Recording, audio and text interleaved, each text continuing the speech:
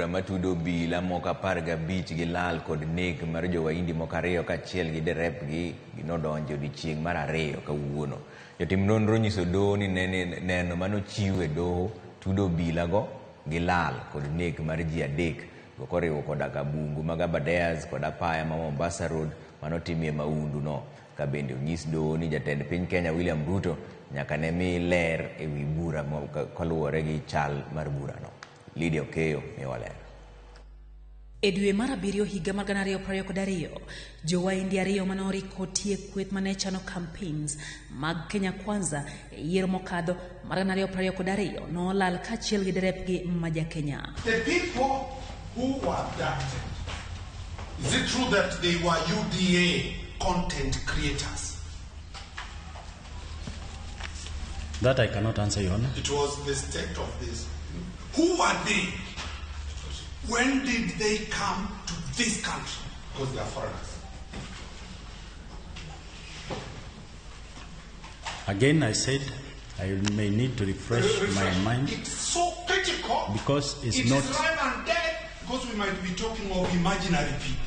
Jo-Waidi ariyo go manoyangi kaka Zulfikar Ahmad Khan kod osiepne Mohamed Zaid Sami Kidwai nolal kanyakla gi derepgi manoyangi kaka Nicodemus Mwania bang' ka nonen gi mogik e apaya ma Mombasa Road e kaunti ma Nairobi. Wachore ni ji ariyo go notiyo matek ne jatend piny Kenya William Ruto nokawo tend piny Kenya e yiero mokalo ka penjo mathoth bende nowuok ewi gimomiyo iketo jatend piny Kenya e ler kutenre gi burano ka jotim nonro lero ni kit burano yiene jatend piny bedo kod ng'eyo. Nonro mar joneno wacho ni nonro manotim gi sirikand piny India keto nonro mar simbo bilago e kanyo manonegie jogo ka bende okinde obilago ne dwaro ng'eyo gimomiyo noketi jatend piny Kenya ng'eyo kutenre gi bura makamano. Also from the call data records, we could locate the accused person at the scene of crime.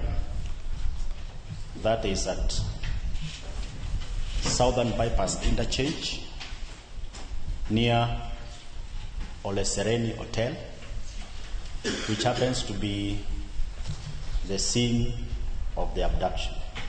You still stand that any foreigner, any matter involving a foreigner, the head of state, His Excellency Dr. William Ruto, must be involved. Specific matters of interest. Your Honor, joneno no nyiso doho ni chiko ne jatend piny Kenya bedo gi ng'eyo ewi buche makamago ka okil Steve Gola bende no nyiso to ewi nyinyo manogol e piny India paro mitim go nonro kowacho ni nyinyogo nogol mabor gi kama nonegie jogo omiyo ok nyal ti kodgi e timo nonro makamano. If I was not a defense counsel, Yes, sir. and I was your friend in the Internal Affairs Unit, and I raised that concern, would that doubt about the quality and integrity of that evidence, would it be legitimate? Achiel kuom obilago Peter Mudhe wachore ni noluwo bang' Jo-Waidi go kendo makete kama notimi maundu no. Kata kamano okinde Mudhe onyiso doho ni chike ma pachoka oyiene Mudhe bedo kamora mora e pachoka kaka obila. Lydia Okeyo, Ramogi TV.